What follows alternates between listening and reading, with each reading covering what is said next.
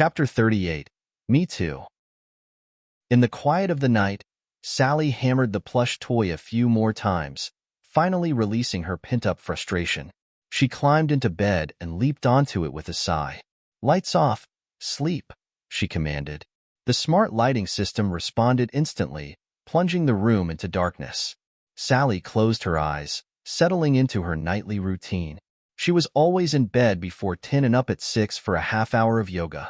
Tonight, though, she was late due to some work, so it was nearly midnight by the time she was ready for bed. Her personal physician had designed this schedule for her. Usually, she fell asleep within 10 minutes, but tonight, an irritating noise kept her awake. Was it a mosquito? A beetle? Sally strained to identify the source. Suddenly, there was a faint tapping sound from the window, like a bug trapped in a jar, desperate to escape. "Darn bugs," she grumbled, crawling out of bed to let the creature out. She didn't dare squash it. The thought of bug guts on her skin was too revolting. Despite her tough exterior at work, she was quite squeamish. She pulled back the curtain and saw a bug, the size of a fingertip, bumping against the glass. She gently unlocked the window and opened it just enough for the bug to escape. But then, something completely unexpected happened. A pale hand reached through the gap, gripping the window frame and forcefully pushing it open wide. In an instant, a figure slipped through the opening and into her room. Sally's mind went blank with terror. Midnight, a pale hand, a shadow slipping inside. All the horror movies she'd ever seen flooded back. Ghostly images from The Ring and The Grudge filled her mind. But in the next second, she realized this was no ghost. It was a real person. She saw his shadow cast by the moonlight. She turned to flee, but the intruder's cold hand clamped onto her shoulder. In a whirl, she was lifted and thrown onto the bed. She gasped, her mind racing. This man was incredibly strong. He had lifted her effortlessly. The intruder, his face masked, pressed her down, using his weight to keep her from escaping. His eyes were cold, and he spoke in a low, menacing tone. "Don't scream. Do you understand?" he whispered in her ear. Sally nodded, her fear paralyzing her. She realized this wasn't just a robbery. If you're after money, there's plenty in the bedside drawer. Cash, jewelry, gold. "Take it all and go," she said, trying to keep her voice steady. "Just don't hurt me. I won't call the police." "You're quite cooperative," the intruder remarked with a mocking laugh.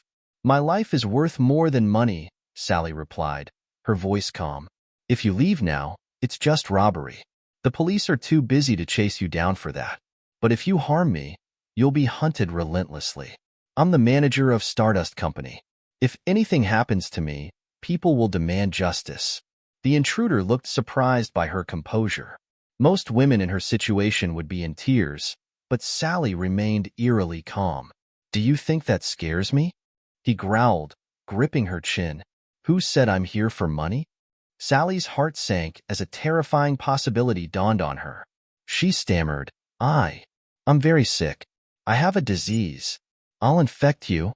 The intruder hesitated. "Yes, I have HIV, AIDS. It's incurable," she blurted out. The intruder leaned closer, his breath hot against her ear. "What a coincidence. So do I. Looks like we're a perfect match." Sally was stunned. "You bastard!" she screamed, struggling wildly. The intruder clamped a hand over her mouth and hissed, "I'll ask you 2 questions. Answer honestly, and I'll let you go. Otherwise..." He let the threat hang in the air. Sally's blood ran cold. "Did you have anything to do with Jack's death?" he demanded, his voice fierce. "Why haven't you found his killer yet?" Sally stared at him, shocked. You were one of Jack's men?" "He was good to me. I want to avenge him," the intruder said, his eyes blazing. "I heard you were investigating his death. Give me everything you've got." Relief washed over Sally. He wasn't after her for the reasons she'd feared. He just wanted information. "We've been investigating, but the trail is cold," she explained. "There are too many unknowns. I'm just a businesswoman, not a detective." The intruder frowned. "You expect me to believe you haven't found any suspects?"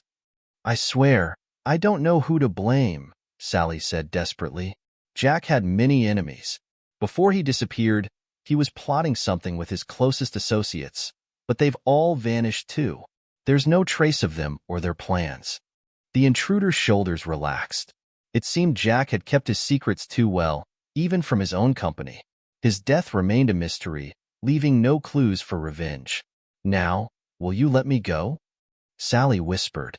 The intruder's eyes narrowed as he considered her request, but then he heard a faint sound from outside the door, the subtle click of a lock being turned. His eyes flashed with alertness, his grip on Sally tightening.